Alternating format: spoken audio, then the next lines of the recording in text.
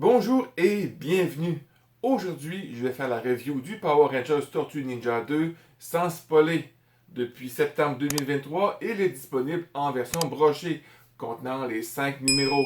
La version française sera disponible, d'après High Comics, au mois d'avril 2024 en France. Si vous êtes un enfant des années 90, Power Rangers n'a pas besoin d'être présenté. Mais pour ceux qui ne connaissent pas très bien cette licence, j'ai fait dans le passé une vidéo consacrée aux Power Rangers et à leur rencontre avec les Tortues Ninja en collaboration avec un autre YouTuber. Le lien se trouvera juste ici.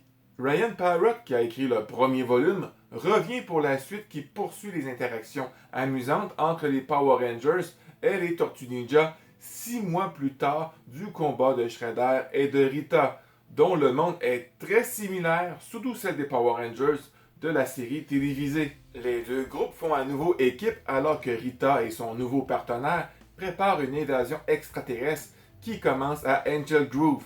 Mais le plus grand choc vient de l'allié des tortues, Casey Jones, qui a été kidnappé ainsi que d'autres personnages de la licence des Tortues Ninja par Rita. C'est à peu près la même configuration du précédent livre.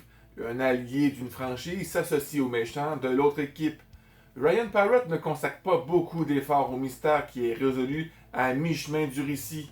Comme auparavant, l'attrait de ce crossover est de voir ces deux mondes entrer en collision, que ce soit Donatello parlant de science avec Billy ou un entraînement avec Léo avec le Power Ranger rouge. Bien que ces interactions entre personnages soient amusantes, les Tortues Ninja ont besoin de l'aide d'un allié le plus inattendu pour faire face à Rita et son partenaire. Vous retrouverez aussi dans l'histoire des plaisanteries pleines d'esprit avec Bulk et Scoot, Bebop et Rocksteady.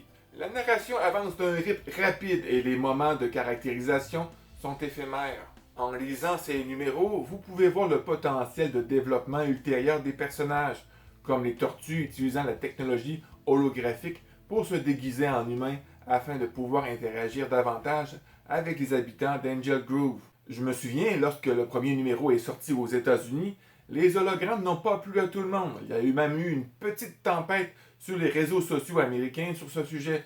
Pas autant que April du nouveau film, mais quand même. Je me pose la question si la communauté française des Tortues Ninja vont réagir comme les Américains et crier au wokisme, etc.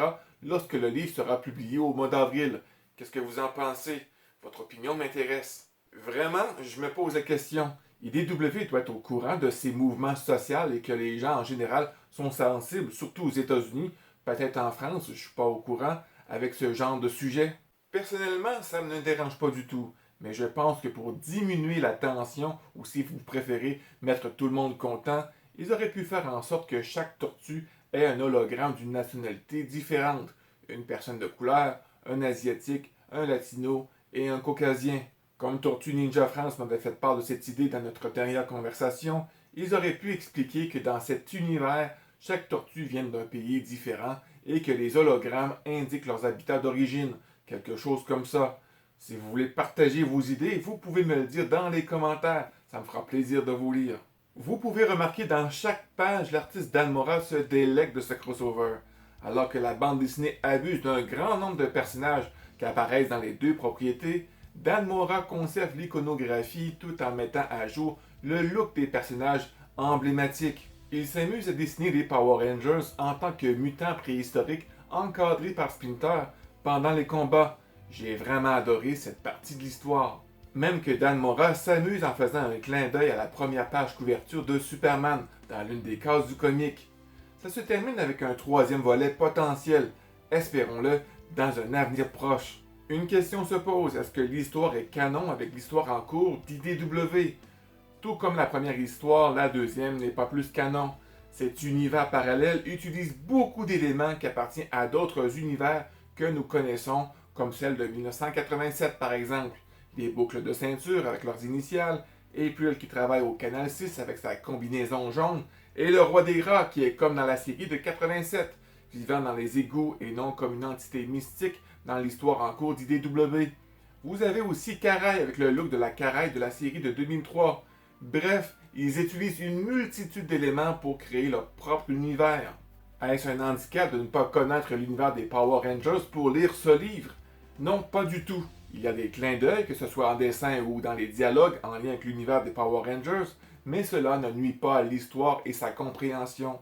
En conclusion, Power Rangers Tortue Ninja 2, il y a plus d'action que de substance, une histoire cousue de fil blanc, mais j'ai quand même trouvé du plaisir à le lire.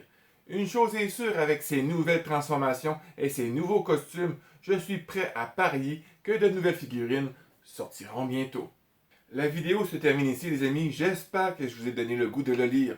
Je vous laisse le soin de mettre un pouce bleu, de partager cette vidéo à tous ceux que vous connaissez qui aiment les Tortues Ninja ainsi que Power Rangers. Je t'invite à t'abonner si ce n'est pas encore fait. Sur ce mon ami, je te souhaite une excellente journée, sois prudent car tu es important et on se revoit très bientôt. Bye bye.